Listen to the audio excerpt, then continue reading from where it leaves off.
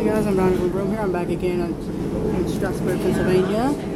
But this time we are on the Strasburg Railroad. And I'm currently on the Paradise Limited, as I'm going to call it.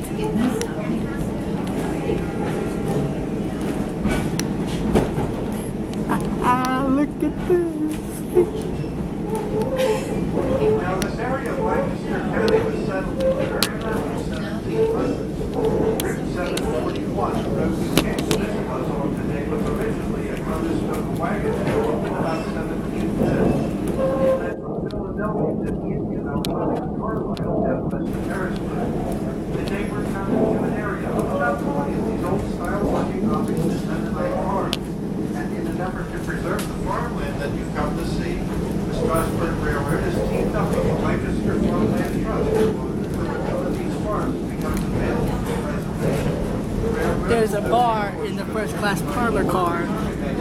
Yeah, that should be the next name for a poem. First class bar on the first class car.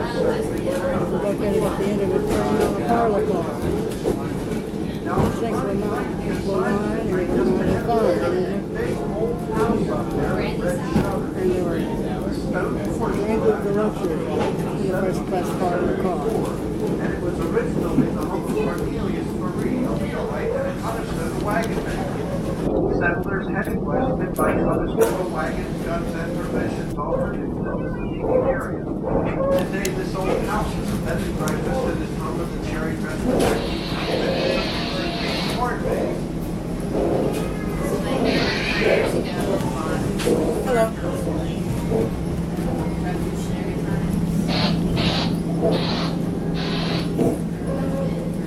Now, as we pass down through the farm, you'll see farm fun activities that both sides are attractive, one for children and adults alike.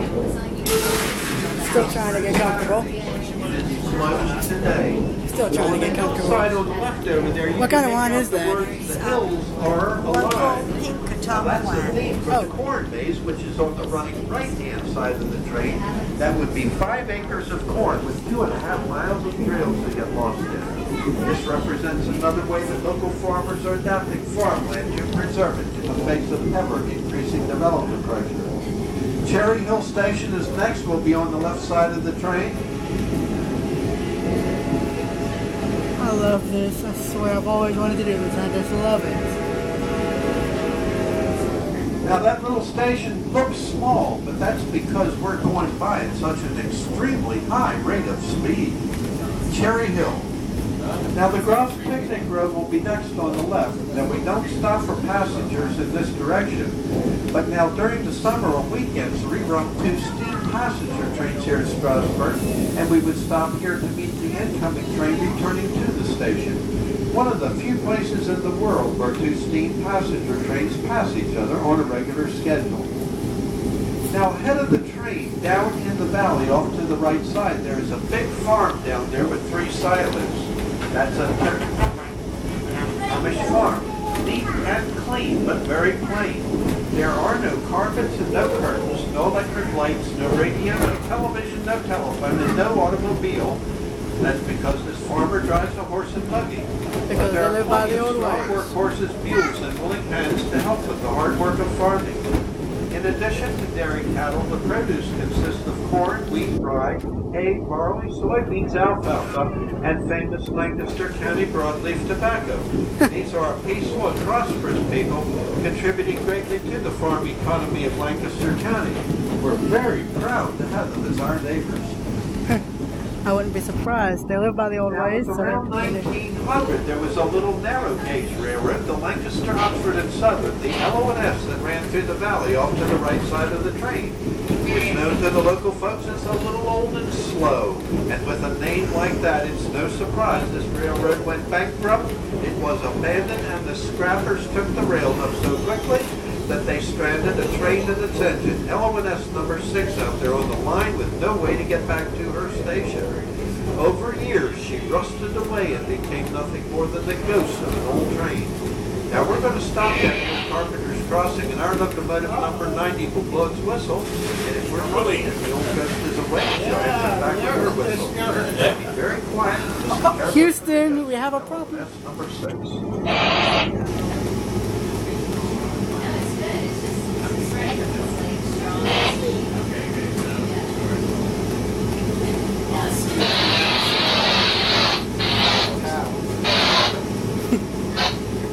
you got rained on. Well, folks, what can I say? That old ghost did a good job for us today. But I'm a little disappointed that somebody thought that might be an echo. Hey, folks, that is no echo. We pay that ghost $27.50 a day to sit out there and blow that whistle back for us. Makes her the highest paid employee on our railroad. Nobody's ever claimed to see the old ghost, but I'll tell you, she never misses cashing a paycheck. That's funny. Now, while we're kind of sort of on the subject of ghosts, if you shift your view to the running left-hand side of the train as we cross the road here at Carpenter's, on the hill behind the low stone wall is the oldest known cemetery in Lancaster County. In it is buried Marie Ferry.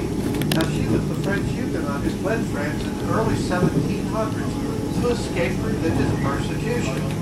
She and her followers eventually made their way here to Pennsylvania, and they were finally given a grant by William Penn for 2 square miles right here in 1712. It was they who named their property Paradise. Now, 275 years ago, Marie Ferry, her followers, and the inhabitants of this area, this was the edge of America's frontier. Now, very shortly, we're going to cross Strasburg's one and only bridge. Well, you won't see the bridge, I hope, because it's supposed to be underneath us. But you just might see where the old Pumpkinville Turnpike goes right under our tracks.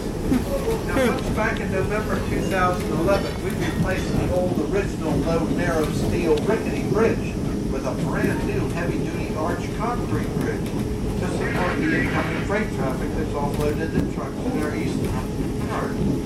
But I heard the real reason we changed that bridge was because Farmer Fisher down here was complaining that his mules were scraping their sides and bumping their heads on that old low narrow bridge. Now, happy to report the new bridge is now more than 6 mules wide and high enough that mules no longer have to wear a hard hat. With regard to the Strasburg Railroad freight business, we're bringing in growing quantities of lumber, diesel fuel, organic grains, and a limited amount of fertilizer.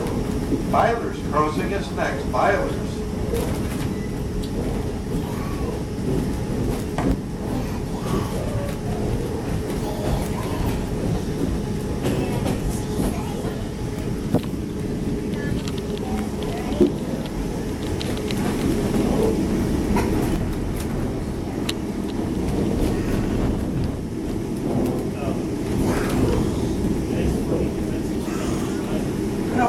Now, for the past 4 miles, we've been traveling through the heart of what is commonly known as the Pennsylvania Dutch Country, the fertile farmland of the Plains, home of the Mennonites, Doctors, also known as the Brethren, and the Amish. Through their 274,000 wide peaceful life with hard work, acres in its devotion, exactly as their forefathers did when they arrived here from Richmond over 275 years ago. Nothing much has changed, really. Their style of dress, their mode of travel, their entire way of life is still pretty much the same today as it was almost 3 centuries ago. Now, London and Lakes Junction and Paradise will be next. This is where the main line of Strasburg meets the main line van track. Now, a short distance ahead, our track will begin to turn sharply to the left as we come alongside the tracks that will once the Pennsylvania Railroad's main line between New York and Chicago. Now, this location on the Lake Junction and Paradise has had a lot of history to be told. It's the original route of the Philadelphia and Columbia Railroad, which became part of the mighty Pennsylvania Railroad in 1857. Now, there were more than 30 trains per day scheduled through here in 1898. 4 main line tracks remained until 1961. Now there are only 2 tracks, but these 2 tracks, owned by Amtrak, connecting Harrisburg and Philadelphia, still provide a vital transportation link for commuters and long-distance travelers alike. Tell me what side of the train you said it was going to be first? You said the left side. Didn't it be on this side? Oh, good. Now I'll be able to catch the locomotive. Finally. I got my camera recording. On the right side of the train that you'll see used to belong to Emmyl's Hotel, where he would provide fresh horses from the train to the train. I see it. Ah, yes, Amish. Special train where President Abraham Lincoln and his wife Mary stopped here, and he briefly addressed a crowd of several thousand people as he turned to his inauguration in Washington, D.C. Then, a little more than 4 eventful years later, another special train passed the altitude bridge. Now this train sat in after a sad journey to Illinois. Now the open area on the right there with a couple of picnic and restaurant facilities is our new Lincoln Place picnic area where you can get off and watch a couple Amtrak trains go by. If you were with children, you would want to go to the Gross picnic room where it's a little bit safer, farther away from Amtrak, and we have playground equipment there at the Gross picnic room. Railroad machinery. Now folks, I do give you paradise. Change here for Coatesville, Paoli, Philadelphia, Trenton, or down New York City. Now that would be if you could run fast enough to catch a 80 mile an hour Amtrak train. You might find it a little difficult to believe, folks, but this is paradise. Well, Paradise, Pennsylvania, anyway. You're in it. Let's face it, this is just like the closest some of us will ever get to paradise.